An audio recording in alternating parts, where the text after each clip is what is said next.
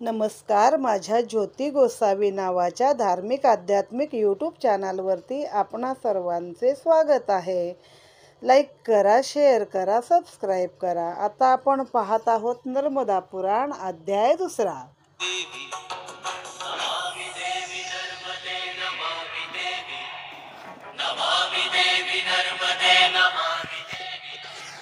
प्रचंडनी तपस्वनी अनादि ब्रह्मचारिणी नमामि देवी नर्मदे नमामि देवी नमामि देवी नर्मदे नमामि देवी त्वदीय पाद पंकजं नमामि देवी नर्मदे सबिंदु सिंधु सुस्खलं तरंगभंगरंजितं विशत्सु पापजात जातकारिवारि संयुतं कृतांत दूत कालभूत भीतिहारि वर्मदे त्वदीय पाद पंकजं नमामि देवी नर्मदे त्वदंबुलीन दीनमीन दिव्य संप्रदायकं कलौमलौघ भारहारी सर्वतीर्थनायकं सुमत्स्य कच्छ नक्र चक्र चक्रवाक शर्मदे त्वदीय पाद पंकजं नमामि देवी नर्मदे.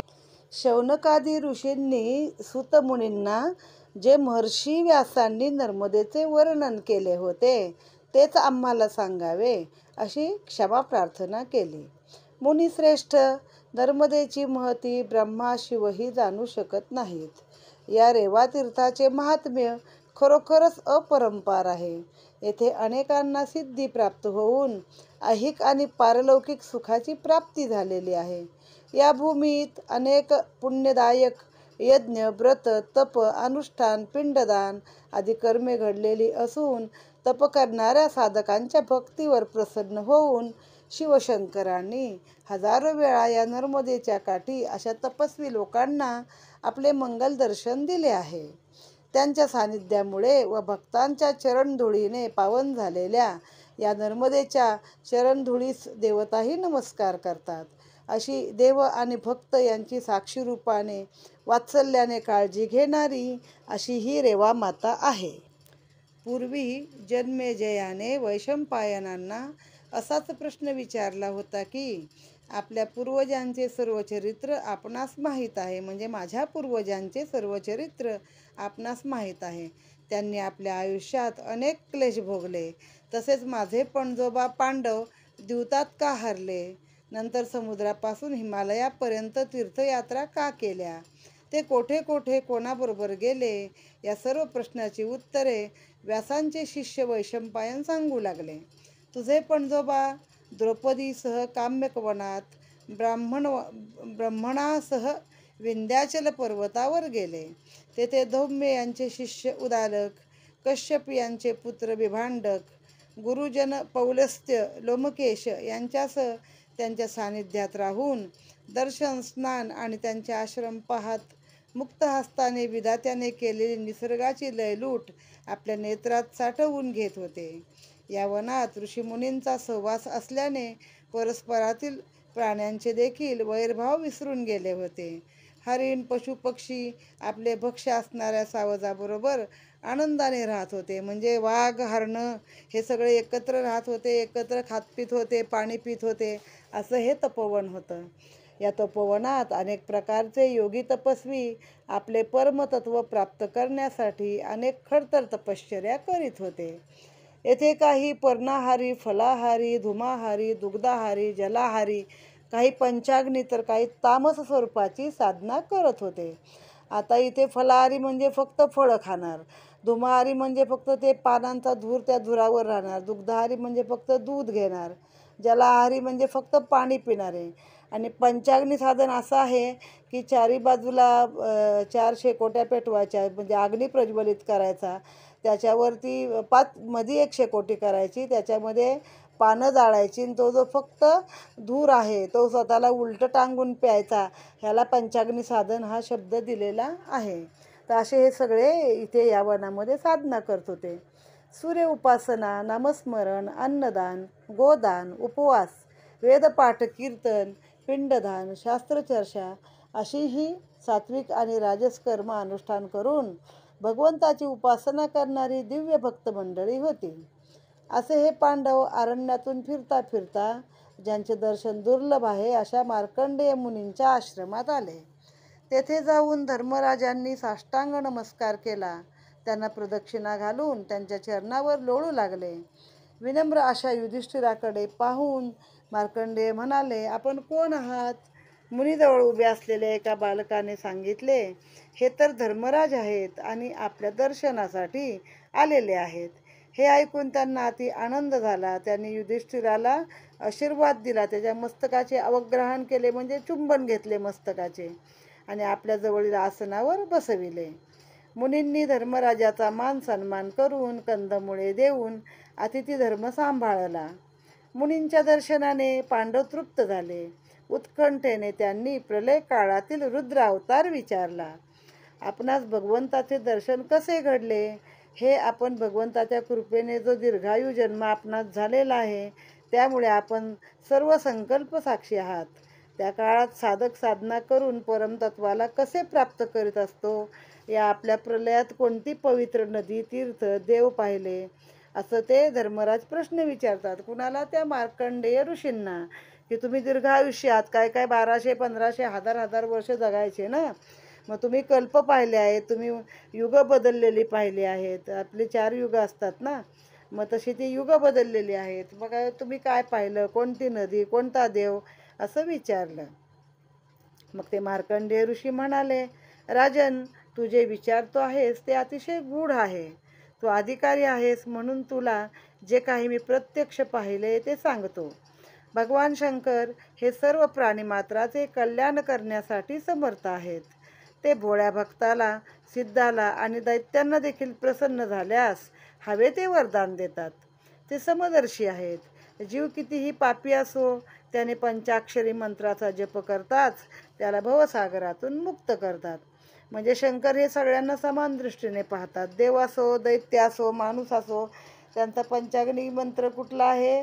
पंचाक्षरी मंत्र ओम नमः शिवाय. हा मंत्र म्हटला की ते प्रसन्न होतात आणि पापी माणसाला देखील भवसागरातून मुक्त करतात. तसेच या भारतद्वीपात गंगा, सरस्वती, कावेरी, यमुना, सिंधू, कृष्णा, गोदावरी, तापी या महानद्या ज्या देवनद्या म्हणून ओळखल्या जातात, त्याही पापक्षालनास समर्थ आहेत. पण असंख्य पाप्यांना स्नान केल्याने पाप त्यांचे जलात मिसळते व या कलुषित होतात. म्हणजे ह्या नद्यांचं कसं आहे की त्या स्वतः देव नद्या आहेत, परंतु पापी लोक तिथे अनेक येऊन आंघोळ करतात, तर त्या नद्यासुद्धा कलुषित होतात. त्यांना दिव्यत्व प्राप्त होण्यासाठी या नर्मदेच्या आश्रयाला त्या जातात. तिच्या सहवासाने, दृष्टीने, स्पर्शाने त्यांचे पापक्षालन होऊन त्या पुन्हा चिरतरुण होतात. म्हणून सर्व नद्यामध्ये नर्मदा ही एकमेव नदी सर्वोत्तम नदी आहे. ही नदी 71 मन्वंतरात 7ही कल्पात तशीच वाहत असलेली प्रलयात समुद्र व इतर नद्याही लय पावतात, परंतु न मृता, त्यामुळे तिला नर्मदा असे म्हटले जाते. न मृता म्हणजे न मरणारी, कधी क्षीण न होणारी, म्हणजेच नर्मदा. तर या बाकीच्या नद्या काय असतात? मन्वंतरामध्ये बदलतं मन्वंतर, कल्प. कल्प म्हणजे आपली 4 ही फिरली, त्रेतायुग, कलियुग, द्वापारयुग आणि त्रेता, द्वापार, कलियुग आणि सत्ययुग. ही 4 युग हजारो वर्षांनी फिरून फिरून गेल्यानंतर, दर 100,000 वर्षांनी बदलून गेल्यानंतर एक कल्प निर्माण होतो. त्या कल्पाच्या काळात पण ही नदी मात्र मरत नाही, ही जिवंत असते. आणि या बाकीच्या नद्या हिच्या दर्शनाला येतात आणि तिला आपलं म्हणजे कलुषित झालेलं असतात पापाने, त्या पुण्यवान पुन्हा होतात आणि चिरतरुण अशा ह्या नद्या राहत असतात. नर्मदा ददातिसा नर्मदा, अर्थात जी आत्मज्ञानाचा नर्मम ददातिसा नर्मदा, जी आत्मज्ञानाचा आनंद मिळवून देते.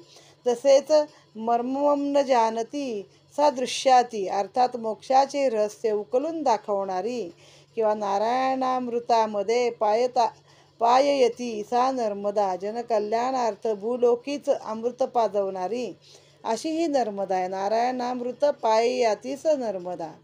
तसेच नरस्य जीवन अमृत करिष्यती सा नर्मदा, म्हणजे माणसाचं जीवन अमृताप्रमाणे करते, त्याला यथार्थ बोध करते, अशी ती नर्मदा. येथे याविषयी पुराणात असे म्हटले आहे की नर्मम ददाती स नर्मदा, नित्य आनंद देणारी. गंगा कनखले पुण्या, कुरुक्षेत्रे सरस्वती, ग्रामे वा यदि वा अरण्ये, पुण्या सर्वत्र नर्मदा. म्हणजे गंगा ही फक्त कनखल व कुरुक्षेत्रावर पुण्यदायिनी आहे. कनखल भाग म्हणजे ऋषिकेश हरिद्वार हा भाग, आणि म्हणजे तिथं असते. कुरुक्षेत्रावर पुण्यदायिनी सरस्वती आहे. पण नर्मदा मात्र गावात, अरण्यात, तीर्थस्थळ सगळीकडे पुण्यप्रद आहे. राजन, पूर्वी स्वयंभू मन्वंतराच्या पहिल्या सत्ययुगात शिवाच्या दर्शनासाठी कार्तिक महिन्यात जे कार्तिकाने महादेवास धर्म अधर्म याविषयी प्रश्न विचारले, तेच हे पुराण आहे. पृथ्वी 7 द्वीपाची असून काही भाग समुद्राकडे गेला असल्याने ते जंबूद्वीप आहे. येथे अनेक विहिरी, नद्या आहेत, मात्र पितरांना तारणारी, अधोगतीस जाणाऱ्या पाप्यांना तारणारी कोणतीही नदी नाही. याविषयी सर्व निवेदन देवतांनी महादेवासमोर कथन केले. तसेच देवतांनी स्वर्गातील नर्मदेस भूलोकी आणावे. महादेव म्हणाले, जे तुम्ही कधीही प्राप्त करू शकणार नाही तेच ते तुम्ही मागत आहात. नर्मदेचा वेग कोण सहन करू शकेल? तिच्या वेगाने संपूर्ण जगत वाहून जाईल. हिला सोडून तुम्ही दुसरी कोणतीही नदी मागा. तेव्हा देवता म्हणाल्या, शोकतारिणी नर्मदेशिवाय कोणतीही नदी पापमुक्त करू शकत नाही. असे ऐकल्यावर महादेवांनी नर्मदेला बोलावले. ती सर्व आभूषणांनी युक्त होऊन प्रगट झाली. म्हणजे सगळे दागिने वगैरे अंगावर घालून अशी ती आली. ती म्हणाली, जे आपणास व्यक्त करायचे असेल ते सांगावे व माझ्यावर कृपा करावी. तिचे हे मधुर वचन ऐकून निळकंठ म्हणाले, हे नर्मदे, लोकांच्या हितार्थ मनुष्य लोकात जा.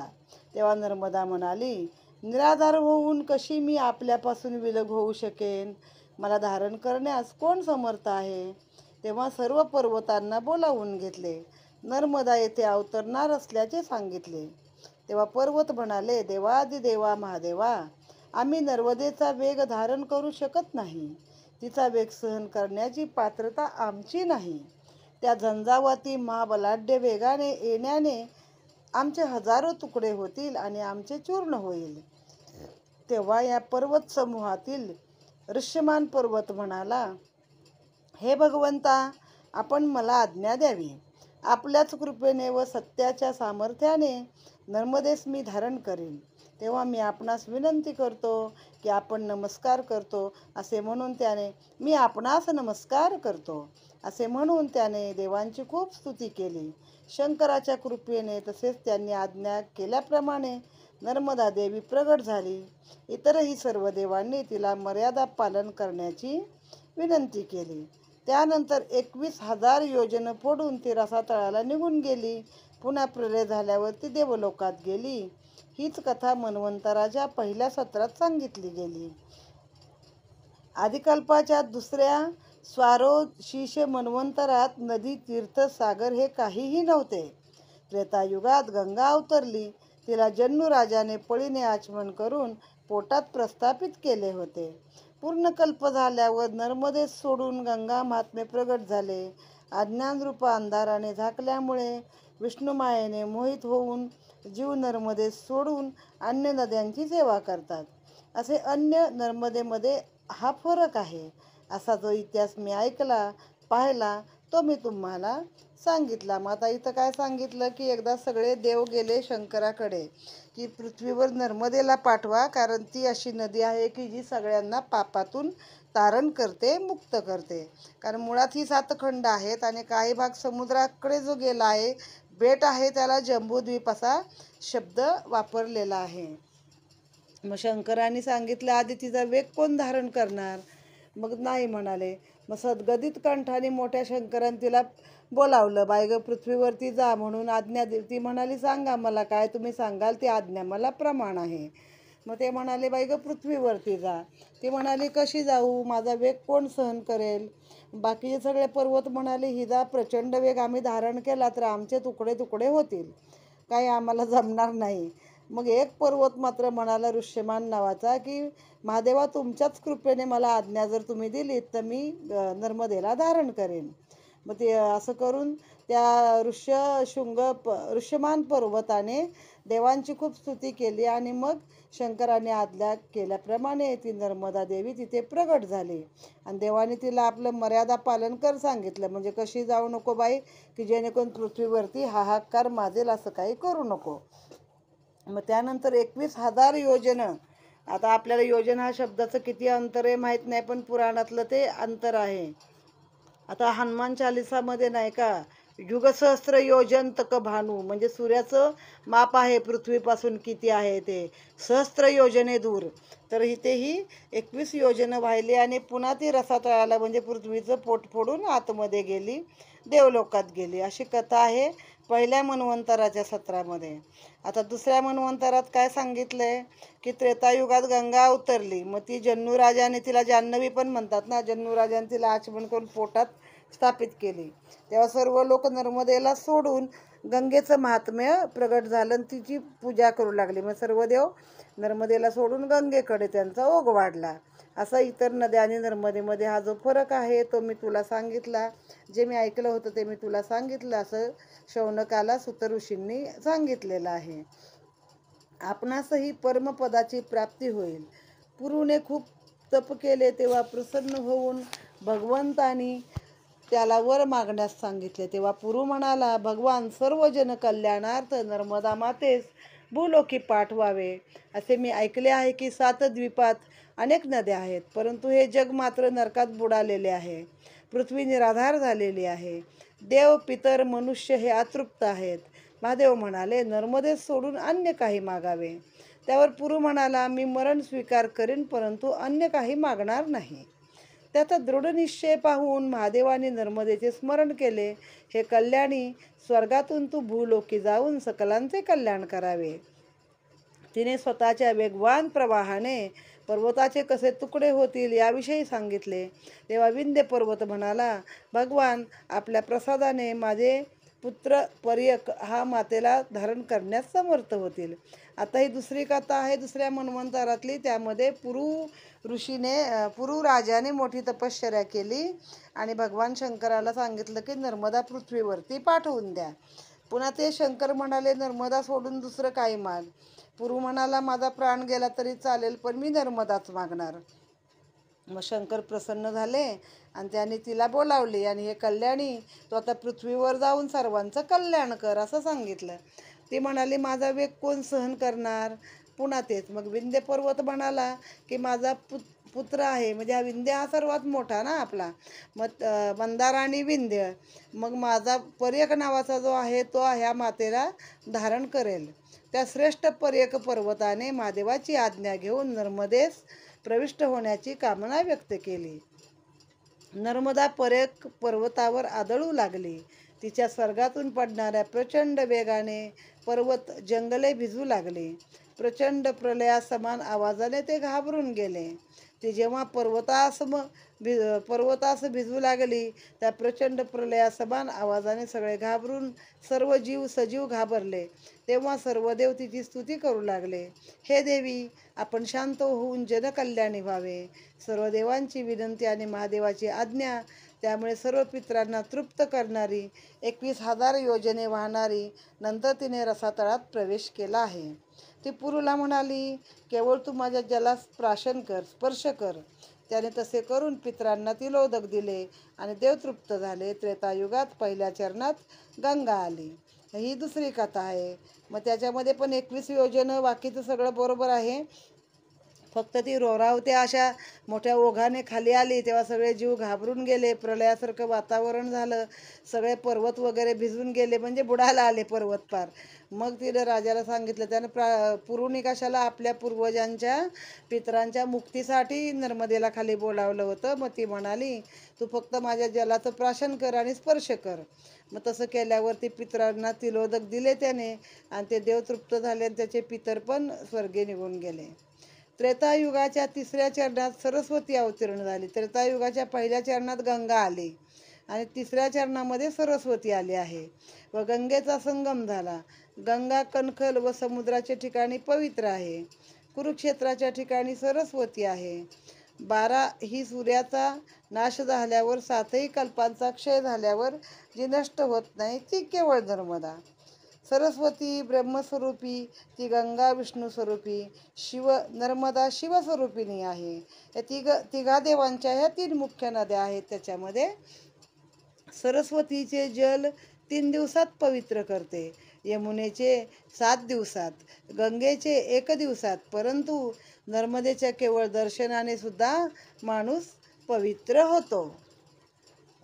त्रिभिर सारस्वतं पुण्यः सप्ताहेन तु यामुनां सद्यः पुनाति गांगेय दर्शनामेव नर्मदा. नर्मदेच्या कोणत्याही तटावर कोणतेही पुण्यकर्म केले तरी त्याचे फळ उचितच प्राप्त होते. तरीही ज्यांना शक्य असेल त्यांनी संक्रांती, पर्वकाल, व्यतिपात, वैगृती, अमावास्या, क्षयतिथी तसेच ग्रहण, पर्वकाल, वैशाख, कार्तिक, माघ या तिथीस जो ओंकारेश्वर, भृगुक्षेत्र व संगमी जे यथाशक्ती स्नान, दान, पुण्यकर्म करतो त्याला अश्वमेध यज्ञाचे पुण्य प्राप्त होते. ब्रह्महत्या इत्यादी पातके नष्ट होतात. जो नर्मदेचे जलप्राशन करतो, स्नान व दर्शन घेतो त्याला 100 चांद्रायण व्रताचे पुण्य मिळते. या नर्मदेत असंख्य बाणलिंग आहेत. त्यामुळे 7ही जन्मात केलेली पापे नष्ट होऊन त्या जीवास शिवलोक प्राप्त होतो. असा हा रेवा महात्म्याचा अध्याय आणि अवतार कथा संपूर्ण. नर्मदे हर.